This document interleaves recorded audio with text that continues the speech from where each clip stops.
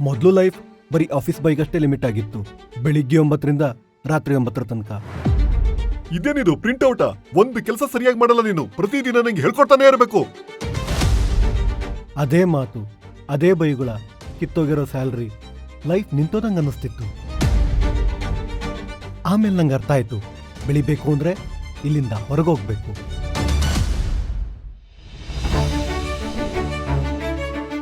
ಆಮೇಲೆ ನಾನು ಜಾಯ್ನ್ ಆದೆ ಅಂಕಲ್ ಡೆಲಿವರಿ. ಇಲ್ಲಿ ಯಾರೂ ನನ್ನ ತಡೆಯೋರಿರ್ಲಿಲ್ಲ. ಮನ್ಸಿದ್ರೆ ಕೆಲಸ ಮಾಡ್ದ, ಬೇಕಿದ್ರೆ ಬ್ರೇಕ್ ತಗೊಂಡ. ಈಗ ನನ್ನ ಬಾಸ್ ನಾನೇ.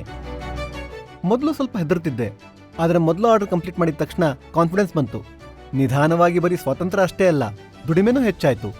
ನಾನು ಆಫೀಸ್ ಬಾಯ್ ಆಗಿದ್ದಾಗ ತಿಂಗಳಿಗೆ ಕೇವಲ 15-16 ಸಾವಿರ ದುಡಿತಿದ್ದೆ. ಆದರೆ ನಾನು UD ಸೇರಿದ ಮೇಲೆ ತಿಂಗಳಿಗೆ 40ರಿಂದ 45 ಸಾವಿರ ತನಕ ದುಡಿತೀನಿ. ಆ್ಯಪ್ನಲ್ಲಿ ದಿನ ಟಾರ್ಗೆಟ್ ಬರುತ್ತೆ, ಅದನ್ನು ನಾನು ಪೂರ್ತಿ ಮಾಡಿದಾಗ ಇನ್ಸೆಂಟಿವ್ ಚೆನ್ನಾಗಿ ಸಿಗುತ್ತೆ. ಇದರ ಜೊತೆಗೆ ನನ್ನ ಪರಿವಾರನೂ ತುಂಬಾ ಚೆನ್ನಾಗಿ ನೋಡ್ಕೋತಾ ಇದ್ದೀನಿ. ಪ್ರತಿ ಡೆಲಿವರಿ ಜೊತೆ ನನ್ನ ಬೆಳವಣಿಗೆನೂ ಆಗ್ತಾ ಬಂತು.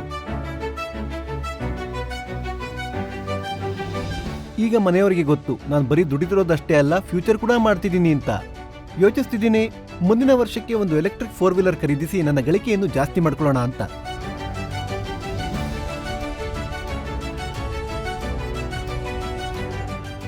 ಕೆಲಸ ನಂದು, ನಿಯಮನೂ ನಂದು, ಮತ್ತೆ ಬೆಳವಣಿಗೆ ಅದೂ ನಂದು. ಹೆಸರು ಡೆಲಿವರಿ ಪಾರ್ಟ್ನರ್, ಆದ್ರೆ ಕಥೆ ಬೆಳವಣಿಗೆಯದ್ದು.